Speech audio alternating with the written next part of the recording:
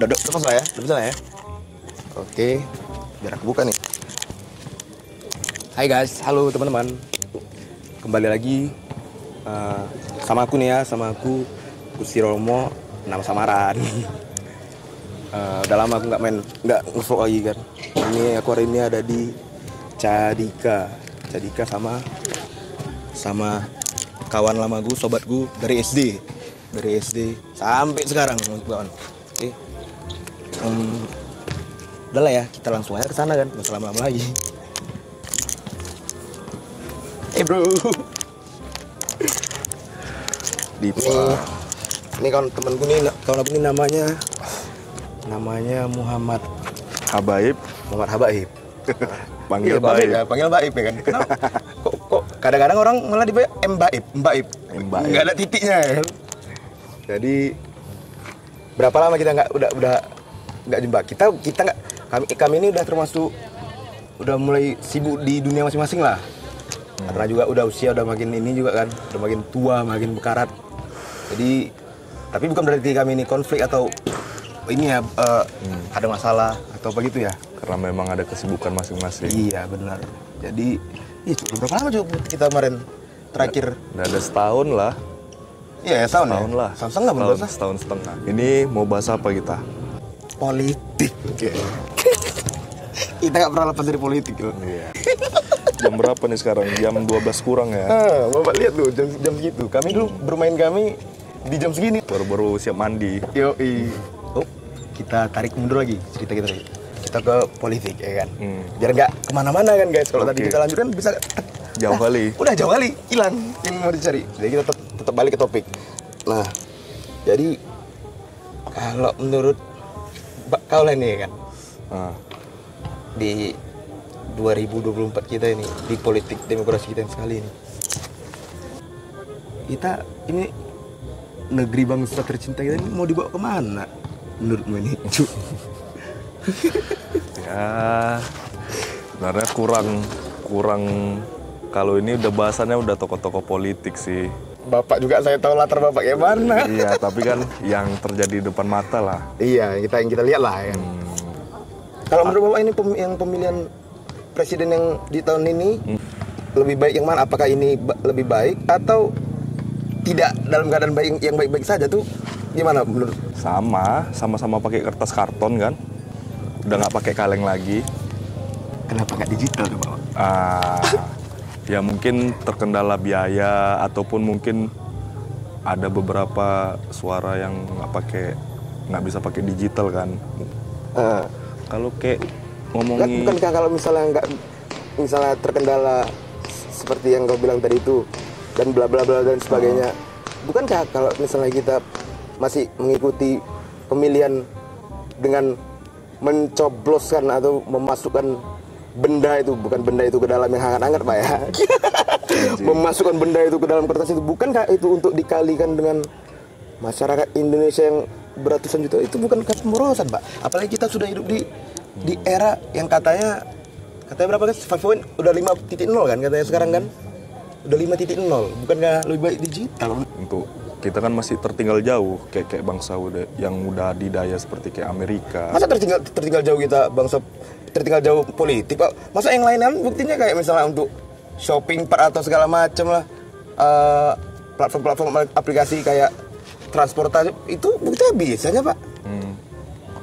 Ya, karena kan ini kita sini kan juga bukan berarti kita ngebahas ini, bukan berarti kita juga nanti kita bakal hilang, kita bakal diancam. Kita ini dengar cuy ya, bagi kalian yang lihat, kita di sini hidup di negara yang bersistem demokrasi.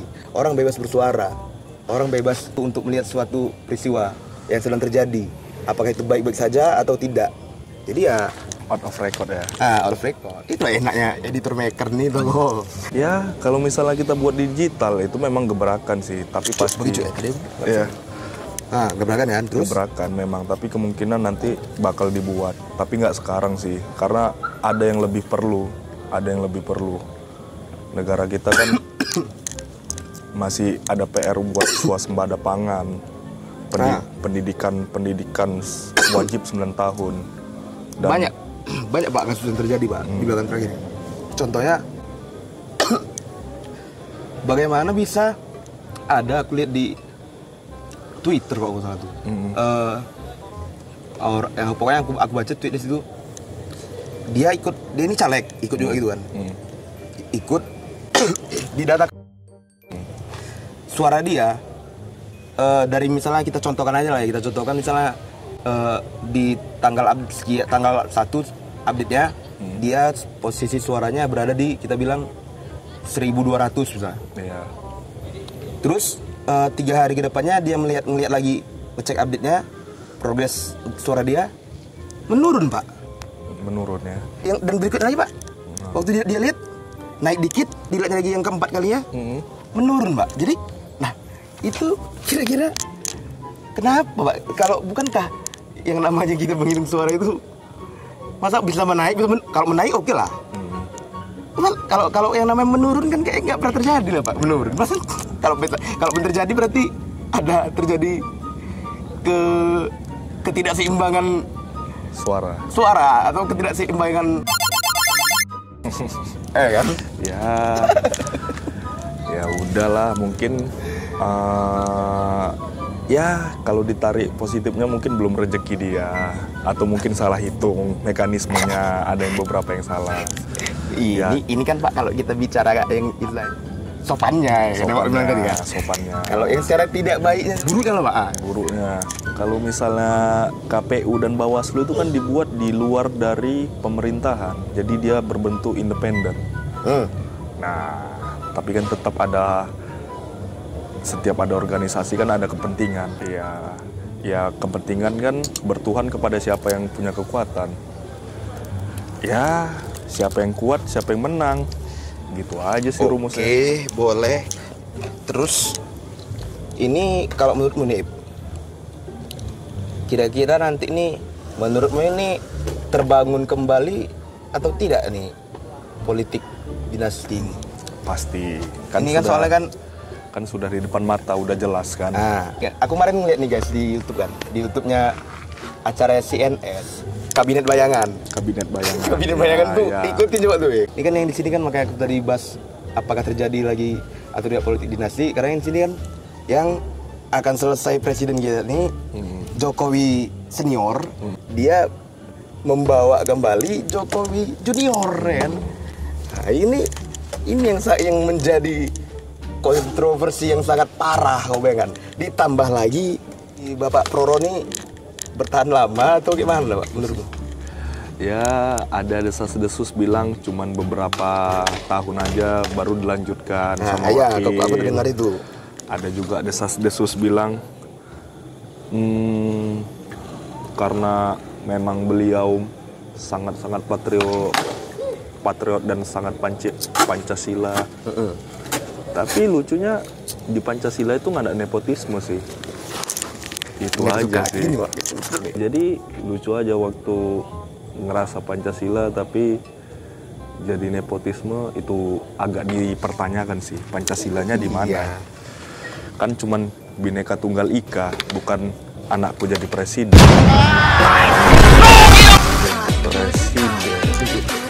Sama ini nggak, Kau bayangkan coba. Dulu di eranya rezimnya 98 Soeharto ya kan. Sama yang orang-orang tua yang sempat ngerasakan pada masa itulah kan. Aku selalu bertanya itu kan. Yang aku tanyakan pokoknya mana lebih parah di zamannya Pak Harto sama di yang terjadi yang sekarang ini. Aku semua padanya. Pak, yang sekarang ini yang terparah. Karena apa, Pak? Kenapa emang kok bisa yang ini yang lebih parah? Di zaman Pak Harto yang membuat politik dinasti tapi tidak menabrak undang-undang, tidak menabrak peraturan. Nah, kalau yang sekarang ini, Pak, bisa kita lihat tuh semuanya, pondasi semua pada bertuburkan. Ini masalahnya dia, yang parah ini dia tabraknya Pak semua undang-undang, Pak. Kepiye itu, Pak. Kalau menurut Bapak, Pak, menurut Bapak itu? Entahlah, mungkin apa pusing kok gitu. Mungkin karena karakter dia memang Paman Samsul udah di ini lagi, kan? Iya, mungkin karena cenderung karena karakter dia itu yang memang dilihat orang santun, jadi kemungkinan untuk berbuat salah dan dihakimi itu kecil, mungkin jadinya ya udahlah. Tapi kalau misalnya kita bilang kemungkinan berbuat salah dan dihakimi itu kecil, ya kalau misalnya kayak kecil nggak akan mungkin hampir seluruh masyarakat menghujat dia. Itu kan bentuk dari menghakimi itulah ya. Apa mungkin dia itu sengaja berbuat seperti itu, dia memancing umpan untuk melihat reaksi. Ya dengan reaksinya dengan cara ya dia pasti bakal tahu ya emang bakal bisa mungkin dihakimi atau dia apa. Iya. Sebenarnya cukup. Ini benda satu ini lain soalnya sekali ini yang kita hadapi nih. Benda. Cukup aneh sih waktu dia gunain bansos buat kampanye kan. Ya permainannya cukup masif, teratur, rapi. Rapinya nih. Rapi. Sport sistemnya. Rapi. Dan mungkin jajaran-jajarannya juga karena rapinya itu ya karena jajaran-jajarannya juga ngedukung gitu kan. Iya. Mungkin ada episode selanjutnya kayak kita nggak tahu juga ya, namanya kekuasaan siapa yang nggak mau. Bedanya kan kalau yang di zaman dulu kan di 98 itu yang bergerak semuanya yang paling dominan tuh mahasiswa. Malah yang di zaman sekarang ini lebih parah lagi Pak yang bergerak. Guru besar semua udah Pak menjerit. Guru besar. Guru besar Pak, kalau guru besar udah ngeri. Akademisi semua udah menjerit. Orang-orang intelek kita udah gerak dan itu pun bisa dibantah juga. Kan udah serem kali. Jadi ngapain orang itu sekolah kan? Bayangkan Pak. Ngeri kali tuh. Kalau guru besar kan kemungkinan mungkin nggak kayak Tuhan sih absolut yang dikeluarkannya, tapi kan yang namanya ilmu kan ya guru besar. Ya kemungkinan benar mayoritas, tapi bukan berarti absolut ya. Aduh, negeri kita, negeri Konoha. Lucu sih memang. Karena kita anggap sepele Pak, kita yang menderita Pak. Nah itulah. Kami juga bukan misalnya sok arogan atau apalah. Kami berdua juga kalau untuk melihat dan menganalisa di politik ini bukan juga kami bilang kami berasal dari yang bego-bego amat, enggak sih. Latar kami dia nih bagus lah, kalau aku bilang bagus ya bagus apa baca manuver, menggiring ini yang paling baik nih. Jadi kalau misalnya oke lah kita bilang negatif lah dari caranya, terlepas dari cara yang negatif mungkin ada niat baiknya. Terus mau dekatkan kamera sedikit. Agak gila nih nengok apa kita nih. Jangan diambil pusing sebenarnya. Pak juga misalnya gak usah ambil pusing. Sebenarnya salah juga kalau misalnya aku bilang jangan diambil pusing karena di depan nanti kita gimana? Politik ini ngerangkup semua aspek kehidupan. Iya. Dari kita start bangun pagi sampai tidur malam. Betul. Dari apa yang kita makan, dari apa yang kita tujuan kita, sampai nyangkut tujuan hidup kita, sampai anak cucu kita ya. Iya. Berkaitan sama politik. Nah, cara nyikapinya fokus di sumber daya manusianya sih. SDM kan paling utama kan? Karena Rocky Gerung bilang SDM kita aja kelasnya masih yang sampai kelas 7. Berarti kelas 7 kan SMP kelas 1. Karena SDM nggak salah juga kita dipimpin sama orang kayak gitu ya, karena SDM kita di bawah rata-rata. Ya terima aja, itulah kenyataannya. Nggak bisa dibilang bahwasanya wah presiden gini. Ya karena SDM kita rendah. Kalau misalnya anak-anak SMP kita udah kritis, udah diajarkan cemana ya, udah diajarkan struktur, udah diajarkan pola pikir, mapping, cara mapping yang bagus. Dia kayak mana dia ke tujuan A, ke tujuan B, dia punya banyak plan dan dia bisa on track. Ya itu udah cukup bagus. Nah, tapi kan banyak anak-anak generasi muda kita ya ngalur nggak jelas. Iya Pak. Ngalur nggak jelas. Aku jujur ya Pak, aku semenjak ini belakang terakhir nih makin situasi apa kita nih, negeri kita nih makin parah, udah makin bertabrakan, abu-abu, urusan administrasi semua udah semuanya cari makan nih mereka, cari makan sendiri. Iya. Nah aku di situ makanya aku selalu mikir ini kalau misalnya kita nih terus dia malah kita biarin udahlah. Istilah kita nggak suka, tapi kita istilah nggak suka tidak juga istilah melakukan ada semacam kita diskusi kecil untuk bertukar pikiran untuk sesama generasi kita, atau misalnya kayak kita nggak coba lagi nge-rewind sejarah, ngebuka-buka sejarah di masa lalu. Aku jujur sekarang ini jadi lebih sering lagi sekarang untuk buka lagi Kan sekarang kan udah zaman internet kan udah mudah kan Pak, YouTube udah ada semua kan. Ku track balik lagi tuh sejarah masa lalu tuh politik yang mana ini. Ku ikutin ulang lagi gue kan. Itu kan itu gara-gara apa mungkin? Ya mungkin gara-gara orang kayak kita ini kesadaran politik kita masih tinggi kan. Masih nurani kita masih bekerja Pak, nurani kita. Mungkin dari luhur kita lah kan. Masih ada empati lah. Mending luhur pun dulu kan. Nah, gimana coba? Jadi Apa mama aku ya bilang semuanya pokoknya kakekmu dulu kalau udah lewat semua selama mobilnya masih muat diangkut semuanya kan. Gimana? Kakek dia dulu DPR. Dia pun kakek seorang legislatif yang bukan legislatif yang kaleng-kaleng dan bukan yang terkenal dengan kejahatannya, tidak. Sangat bagus. Itulah makanya itu apa dia.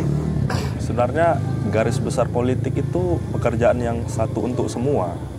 Nah, jadi Satu untuk semua. jadi iya, betul. jadi cemana Bukan semua untuk satu Pak ya? ya, jadi Tapi yang sekarang Pak.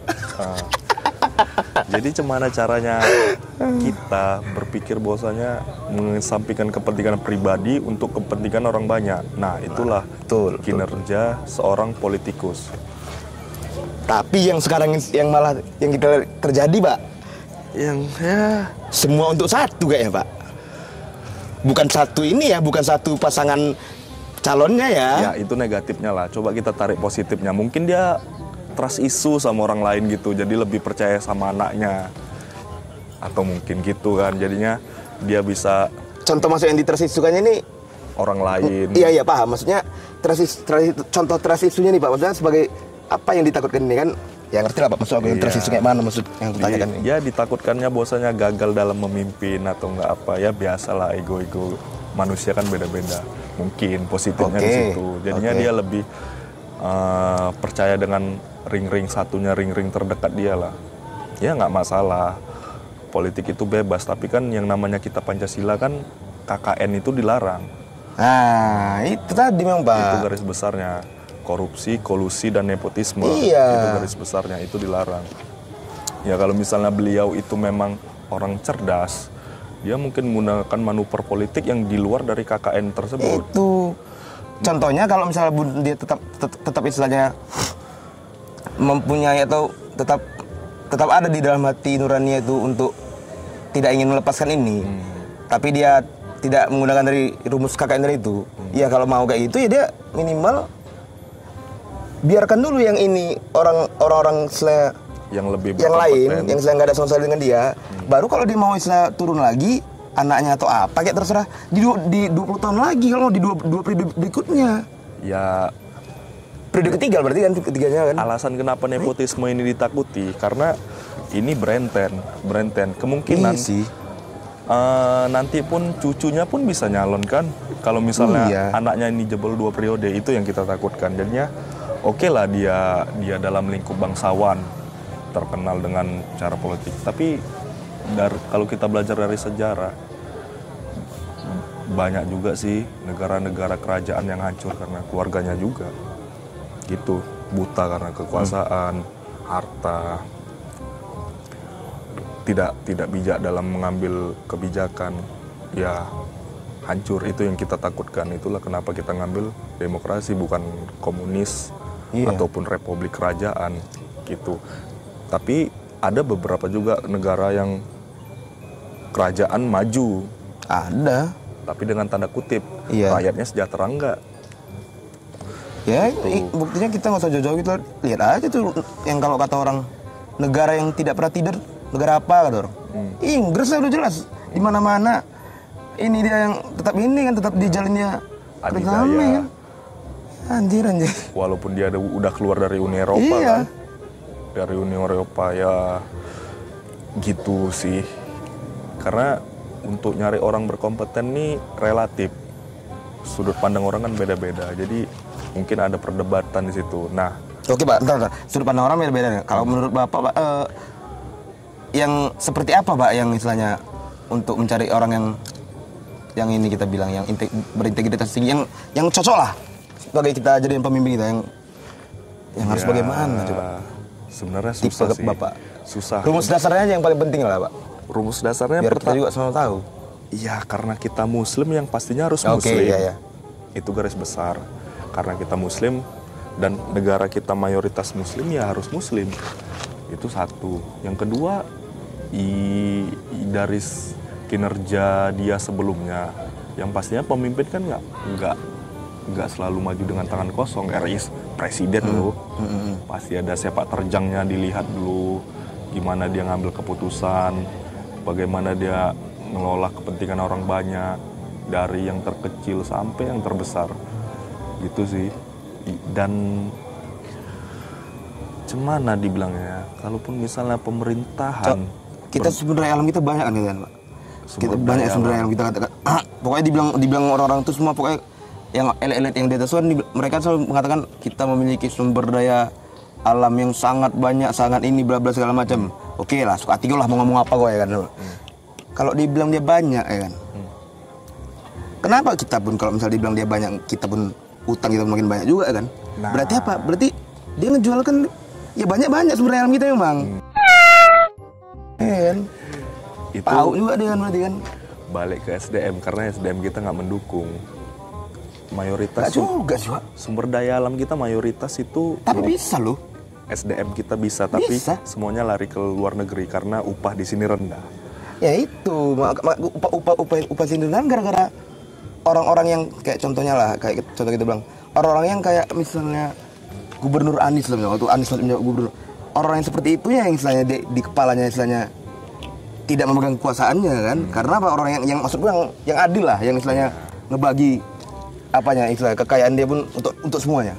Nah kan gara-gara itu istilahnya jadi rendah kan, orang pakai pelarian kan.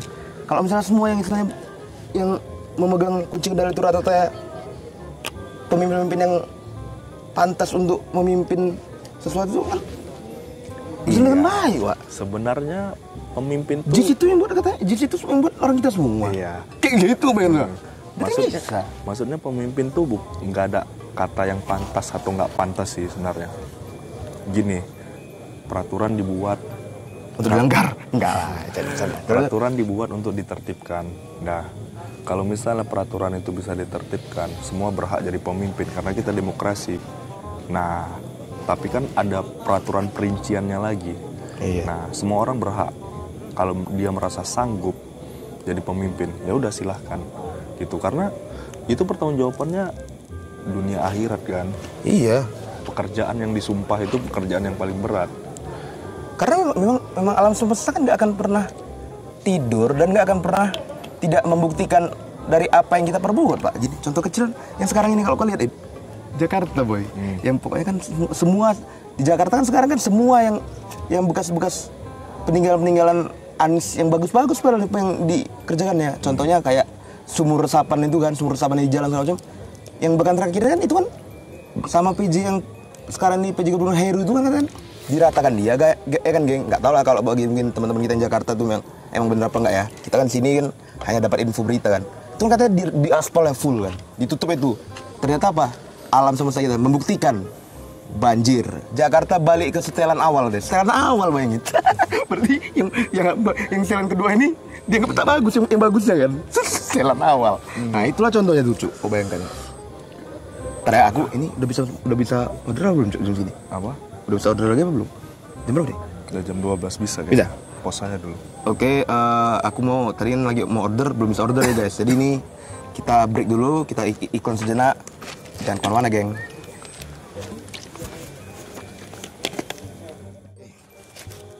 Kita sebelum menutup ini masuk tinggal closing, nongkrong aja, nongkrong santai. Untuk yang ngeliat ini, kami hanya sekedar mendiskusikan. Nah, kalian lah yang mungkin yang melihat nanti ini, kalian ambil kesimpulan dari yang kami diskusikan ya kan. Karena udah terlalu malam juga nih. Kalian tahu ini jam berapa sekarang? Jam berapa sore? Jam 1. Jam 1 ini. 1.15. Kelihatan kayak nggak malam kan. Udah dari aku Gusti Romo dan Baik. panggilannya apa dong? Baik. Rugi dong.